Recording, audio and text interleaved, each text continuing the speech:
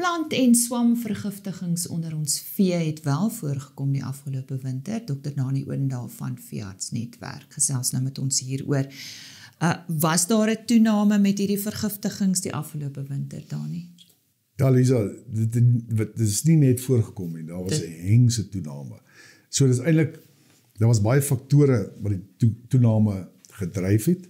Ons het hierdie uitsonderlike laat reën in die somer gehad, wat toe tot in die herfs aangehou het, weet in baie van die areas waar mielies geproduseer word, spesifiek in die ooste en selfs in die weste van die noordelike deel van die land, kon ouens amper nie eens oes op 'n sekere stadium nie, of die mielies stroop nie. Nou dit beteken ook dat daar swamme op baie mielies groei, op baie mieliekoppe.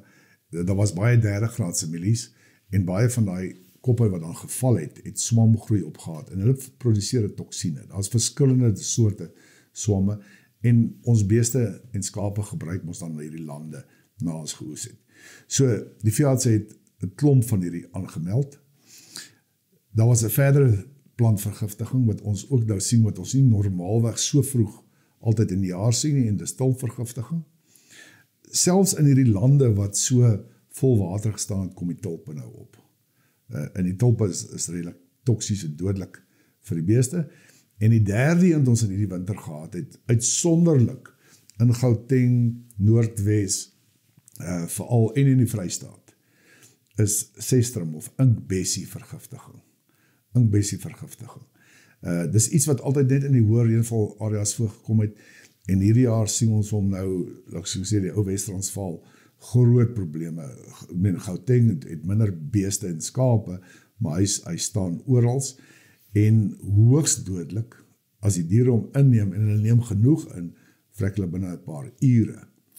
Maar hoe neem hulle dit in? Dit is nie net dat hulle fisies daai plant gaan eet nie, dit word... Kyk, as ons nou kyk na die plant self, so mooi groen plant, en wanneer die gras dan doodgaan in die winter, met die ryp en die feit dat nie meer reënval is, bly hierdie plant groen. So op een of ander rede, alhoewel hy nie lekker ryk nie, eet die beeste hom verskriklik graag. Hy staan binne in ander bosse, soos katbosse, waar ons groot vergiftigings gesien het, was in bloekomlanings. Daar staan hy, of ou bloekomboste wat mense beeste ingejaag het.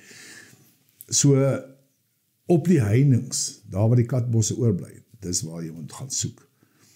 En ons wil net ook kyk na sy voorkoming en sy behandeling, maar hy is hoogs dodelik.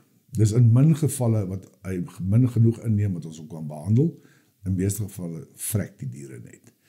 As ons na die swamvergiftigings kyk, hy het 'n baie spesifieke tekens wat die beeste begin toon. En moet uitkyk daarvoor, senuweetekens, ek het met die veearts daaroor gesels, en dit gebeur gewoonlik so paar dae na 'n paar weke toe. Dis nie 'n dadelike vergiftiging nie, en dan moet daai diere dadelik verwyder word. Van daai, en ons tulpe, gewoonlik ouer diere wat tulpe ken, vreet hom nie, maar as jy jonger diere daarop sit, en weer eens met tulpvergiftiging, baie spesifieke tekens vir swakking van die agterlyf, nie daai tipiese senuweetekens nie, en jy kan hom baie goed omdraai met die behandeling, as dit vroeg genoeg gedoen kan word. Maar daai 3 het verskriklik baie voorgekom. Kom ons praat nou oor die voorkoming, of kan ons dit voorkom, of kan ons dit net behandel? Ja, so al 3 is 'n bietjie verskillend in opsigte voorkoming. Met die inkbessie moet hy uitgekap word, of hy moet gespuit word. As hy op die plaas is, daar's geen ander voorkoming as dit nie. Ons boere bewus maak, maar hy moet bestry word. Daar's niks anders te doen nie. Tulp gaan ons altyd by ons hê. Ek weet daar is boere wat 'n mengsel maak, waar hy die tulp, die bolletjie in die blare versap, en dan van daai sap op die beeste se tong sit, wat hom 'n aversie gee. En dan is eintlik 'n redelike beskrywing daar rondom.